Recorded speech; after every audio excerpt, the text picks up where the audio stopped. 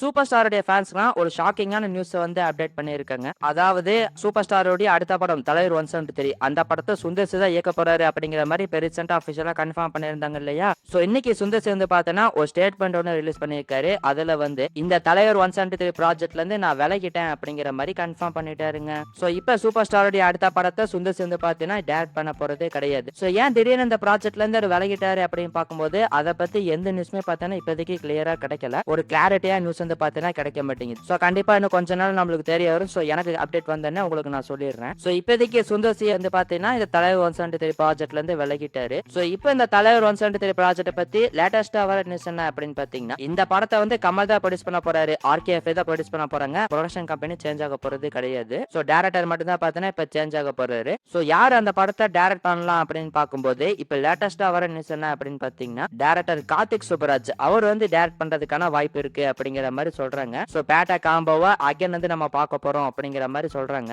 So இப்போ கார்த்திக் சுப்பராஜ் வந்து பார்த்தீங்கன்னா நியூ ஃபேஸஸ் வச்சு ஒரு படம் வந்து டைரக்ட் பண்ணிருக்காரு. ஒரு அவார்ட் வின்னிங் ஃபிலிமா அது ரெடி ஆயிட்டு இருக்கு. இப்போ ரீசெண்டா தான் பார்த்தீங்கன்னா மதுரையில அந்த படத்துக்கான ஷூட்டிங் வந்து ஸ்டார்ட் பண்ணியிருந்தாங்க. சோ மேபி கார்த்திக் சுப்பராஜ் வந்து பார்த்தீங்கன்னா அந்த ப்ராஜெக்ட்டை முடிச்சிட்டு இந்த ப்ராஜெக்ட்டுக்கு வரதுக்கான வாய்ப்புகள் இருக்கு. ஆனா கன்ஃபார்மா அந்த ப்ராஜெக்ட்டை அவர் டைரக்ட் பண்ணுவாரா அப்படிங்கிறது ஒரு டவுட் தான். சோ சூப்பர் ஸ்டார்க்குன்னா ஓகே அப்படின்னு சொல்லிடுவாரு. ஏன்னா அவர் வந்து ஃபேன் பாய் தான். ஆனா திடீர்னு சொல்லும் போது கண்டிப்பா ஒரு தயக்கம் இருக்கும் இல்லையா? அதுக்கான கதை ரெடி பண்ணணும், ஸ்கிரிப்ட் ரெடி ஆகணும். சோ இந்த மாதிரி சில பல வேலைகள்லாம் இருக்கு இல்லையா? சோ அதனால திடீர்னு போய் கேட்கும்போது அவர் ஓகே சொல்லுவாரா அப்படிங்கிறது ஒரு டவுட் தான். ஆனா கண்டிப்பா சூப்பர் ஸ்டாரோட அடுத்த படத்தை கார்த்திக் சுப்பராஜ் இயக்கறதுக்கான வாய்ப்பு தான் இருக்கு அப்படிங்கிற மாதிரி சொல்றாங்க. சோ இதை பத்தி உங்களோட ஒப்பீனியன் என்ன அப்படிங்கறத கமெண்ட்ல சொல்லுங்க. சோ நீங்க இந்த தலைவர் 173 ப்ராஜெக்ட் டிராப் ஆனதை பத்தி உங்களோட ஒப்பீனியன் என்ன அப்படிங்கறத கமெண்ட்ல சொல்லுங்க.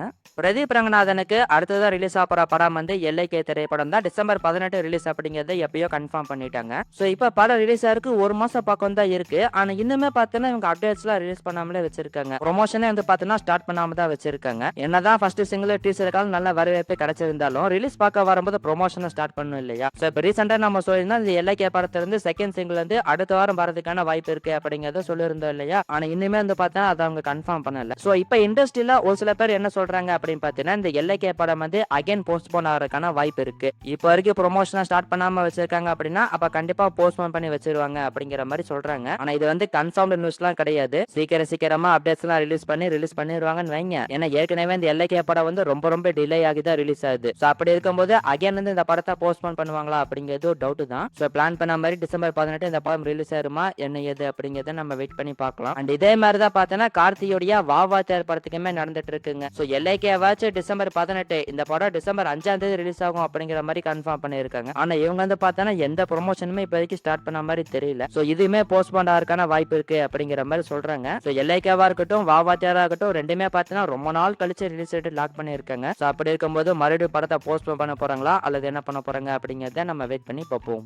எஸ்டிஆருடைய அரசன் படத்தை எடுத்துக்கிட்டோம் அப்படின்னா நம்ம ஏற்கனவே சொல்லியிருந்த மாதிரி நவம்பர் 24ஆம் தேதி படத்தோட ஷூட்டிங் வந்து ஸ்டார்ட் பண்ண போறாங்க. ஸோ படத்துடைய ஃபர்ஸ்ட் ஷெட்யூல்ல பார்த்தீங்கன்னா நிறைய ஆக்ஷன் சீக்வன்ஸ் எடுக்க போறாங்க அப்படிங்கிற மாதிரி சொல்லப்படுதுங்க. ஸோ படத்தோட ஸ்டார்டிங்ல பார்த்தீங்கன்னா ஒரு இம்பார்ட்டன்டான ஆக்ஷன் சீக்வன்ஸோட தான் ஸ்டார்ட் பண்ண போறாங்க அப்படிங்கிற மாதிரி சொல்லப்படுது. ஸோ இது போக இந்த படத்துல கேஸ்டிங் அப்படின்னு பார்த்தோம்னா நம்ம ஏற்கனவே சொல்லியிருந்த மாதிரி குணா அண்ட் செந்தில், சாமுத்திரக்கனி அண்ட் கிஷோர் இவங்க ரெண்டு பேரும் இந்த படத்தில் நடிக்கிறாங்க. ஸோ இவங்க ரெண்டு பேருமே பார்த்தா இந்த ஃபர்ஸ்ட் ஷெட்யூல்ல ஜாயின் பண்ண போறாங்க அப்படிங்கிற மாதிரி சொல்லப்படுது. ஸோ இது போக நம்ம சந்திரா ஆண்ட்ரியா வந்து பாத்தீங்கன்னா அவங்களுமே இந்த படத்தில் நடிக்கிறாங்க. அவங்க வந்து லேட்டரா படத்துல ஜாயின் பண்ணுவாங்க. ஸோ இது போக இந்த அரசன் படத்துல பாத்தீங்கன்னா 2 ஹீரோயின்ஸ் வந்து இருக்க போறாங்க. அதுல ஒரு ஹீரோயினி ரோல் வந்து பாத்தீங்கன்னா சமந்தா அவங்க வந்து பிளே பண்ண போறாங்க. அண்ட் இன்னொரு ஆக்ட்ரஸ் தான் யாரு அப்படிங்கிறது இன்னும் கன்ஃபார்ம் ஆகல. நிறைய பேர்கிட்ட டாக்ஸ் போயிட்டு இருக்கு. ஸோ சீக்கிரமா அந்த ஹீரோயினுமே யாரு அப்படிங்கிறது கன்ஃபார்ம் ஆயிரும். ஸோ அந்த ரோல்ல யார் பிளே பண்ண போறா அப்படிங்கிறத வெயிட் பண்ணி பார்ப்போம். SK24 ப்ராஜெக்ட் எடுத்துக்கிட்டோம் அப்படின்னா போன தடவை போட்ட வீடியோல தான் நம்ம சொல்லியிருந்தோம் நவம்பர் 26ஆம் தேதி இந்த படத்துக்கான ஷூட்டிங்கை ஸ்டார்ட் பண்ண போறாங்க அப்படிங்கறத சொல்லியிருந்தோம் இல்லையா? அது மட்டும் இல்லாம படத்தோட ஷூட்டிங்கை ஸ்டார்ட் பண்ணி ஃபர்ஸ்ட் ஷெட்யூல்ல 40ல இருந்து 45 நாள் வரைக்கும் நான் ஸ்டாப்பா ஷூட் பண்றதுக்கு பிளான் பண்ணிருக்காங்க அப்படிங்கறதெல்லாம் சொல்லியிருந்தோம். ஆனா இப்போ அந்த பிளான் வந்து பார்த்தீங்கன்னா டோட்டலாவே சேஞ்ச் ஆயிடுச்சாமாங்க. ஸோ படத்தோட ஷூட்டிங் வந்து பார்த்தீங்கன்னா அடுத்த மாசம் டிசம்பர் 10ஆம் தேதி தான் ஸ்டார்ட் பண்ண போறாங்களாமா. ஸோ டிசம்பர் 10ஆம் தேதி ஸ்டார்ட் பண்ணி டிசம்பர் லாஸ்ட் வீக் வரைக்கும் ஷூட் வந்து போகும். அண்ட் படத்தோட அடுத்த ஷெட்யூல் வந்து பொங்கல் முடிஞ்சு தான் ஸ்டார்ட் பண்ணுவாங்க அப்படிங்கிற அப்படிங்கிற மாதிரி சொல்லப்படுது. ஸோ இந்த மாதிரி இந்த SK24 ப்ராஜெக்ட் வந்து பார்த்தீங்கன்னா இன்னும் டிலே தான் ஆகுது. அண்ட் இந்த படத்துடைய அனௌன்ஸ்மெண்ட்டுமே பார்த்தீங்கன்னா அடுத்த மாசம் தான் எதிர்பார்க்க முடியும் அப்படிங்கிற மாதிரி சொல்றாங்க. அண்ட் நம்ம ஏற்கனவே சொல்லியிருந்த மாதிரி ஸ்ரீலீலா அவங்க தான் அந்த படத்துல ஃபீமேல் லீட் பண்ண போறாங்க. மியூசிக் யார் பண்ண போறா அப்படின்னு பார்க்கும்போது இன்னும் வந்து கிளாரிஃபியா நியூஸ் வந்து கிடைக்க மாட்டேங்குது. ஒன்னு சாய் எம்ஏகேர் இல்ல அனிருத் இவங்க 2 பேர்த்துல யாராச்சும் ஒருத்தர் தான் பண்ண போறாங்க. ஸோ அது யார் பண்ண போறா அப்படிங்கிறதுமே கூடி சீக்கிரம் நம்மளுக்கு தெரிய வரும். வெயிட் பண்ணி பார்ப்போம். அண்ட் எஸ்கேக்கு அடுத்ததான் ரிலீஸ் ஆக போற பராசக்தி படத்தை எடுத்துக்கிட்டோம் அப்படின்னா இந்த படத்துல யுவன் சங்கர் ராஜா அவருமே ஒரு சாங் பாடியிருக்காரு அப்படிங்கிற மாதிரி கன்ஃபார்ம் பண்ணிருக்காங்க. ஸோ யுவனுடைய வாசிலுமே ஒரு பாடல் இந்த பராசக்தி படத்துல இருக்க போகுது. ஸோ அதுதான் பார்த்தோன்னா படத்தோட செகண்ட் சிங்கிளாவே இருக்க போகுது. ஸோ அந்த செகண்ட் சிங்கிள் வந்து பார்த்தோன்னா சீக்கிரமாவே ரிலீஸ் பண்ண போறாங்க. ஸோ இதுல இன்னொரு இன்ட்ரெஸ்டிங்கான ஃபேக்டர் என்ன அப்படின்னு பாத்தீங்கன்னா யுவன் சங்கர் ராஜாவுடைய 100வது படம் வந்து பிரியாணி திரைப்படம். அந்த படத்துல ஜிவி பிரகாஷ் வந்து ஒரு பாடல் பாடி கொடுத்திருந்திருப்பாரு. ஸோ இந்த பராசக்தி படம் வந்து பார்த்தீங்கன்னா ஜிவி பிரகாஷுடைய 100வது திரைப்படம். இந்த படத்துல யுவன் சங்கர் ராஜா ஒரு பாடல் பாடி கொடுத்திருக்காரு. ஸோ அதை பத்தி உங்களோட ஒப்பீனியன் என்ன அப்படிங்கிறத கமெண்ட்ல சொல்லுங்க.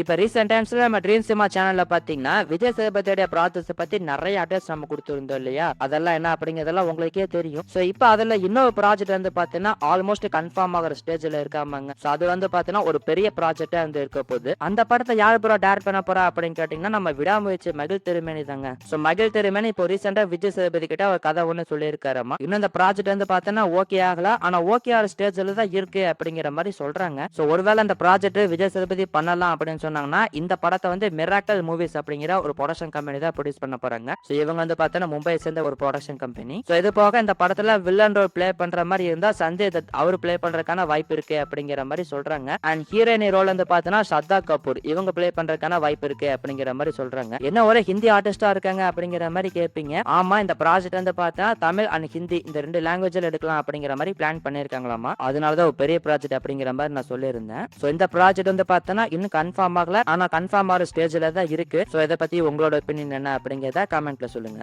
SSMB 29 படத்துல இருந்து இப்ப ரீசெண்டா தான் பாத்தீங்கன்னா பிருத்திவிராஜோட கேரக்டர் வந்து ரிவீல் பண்ணிருந்தாங்க இல்லையா? சோ இப்ப பாத்தீங்கன்னா இந்த படத்துடைய ஹீரோயினான பிரியங்கா சோப்ரா அவங்களோட கேரக்டரையுமே வந்து ரிவீல் பண்ணிட்டாங்க. சோ இந்த படத்துல பிரியங்கா சோப்ரா வந்து பாத்தீங்கன்னா மந்தாகினி அப்படிங்கிற கேரக்டர்ல வர போறாங்க. சோ இந்த போஸ்டர்ல அவங்க வந்து பாத்தீங்கன்னா ஒரு கன்னை வந்து கையில வச்சு சுடுற மாதிரி போஸ்டர் வந்து டிசைன் பண்ணிருக்காங்க. சோ இந்த படத்துல மகேஷ் பாபு கூடயே சேர்ந்து டிராவல் ஆகக்கூடிய ஒரு கேரக்டரா தான் பிரியங்கா சோப்ரா பாத்தீங்கன்னா வர போறாங்க. சோ கண்டிப்பா அவங்களோட கேரக்டருமே படத்துல சூப்பரா இருக்கும்னு நினைக்கிறேன். சோ இது போக இந்த படத்துக்கு மியூசிக் வந்து பாத்தீங்கன்னா MM கீரவாணி தான் பண்ண போறாரு அப்படிங்கிற மாதிரி அபிஷியலா வந்து கன்ஃபார்ம் பண்ணிட்டாங்க. சோ இது போக இந்த படத்துல பாத்தீங்கன்னா ஸ்ருதிகாசன் வந்து ஒரு சாங் வந்து பாடி இருக்காங்க அப்படிங்கிற மாதிரியுமே கன்ஃபார்ம் பண்ணிருக்காங்க. சோ வர சாட்டர்டே வந்து பாத்தீங்கன்னா இந்த படத்துக்கான டைட்டிலுமே இந்த ரிவீல் பண்ண போறாங்க. ஒரு கிராண்ட் ஈவெண்ட் வந்து பார்த்து நடக்க போகுது. சோ அந்த ஈவெண்ட் எப்படி இருக்க போகுது அப்படிங்கறத நம்ம வெயிட் பண்ணி பார்ப்போம்.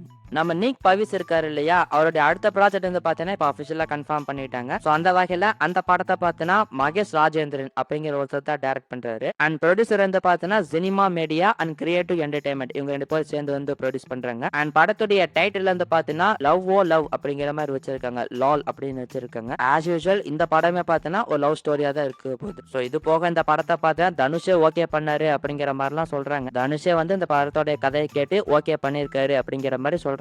சோ இந்த படம் எப்படி இருக்க போகுது அப்படிங்கிறத வெயிட் பண்ணி பார்ப்போம்.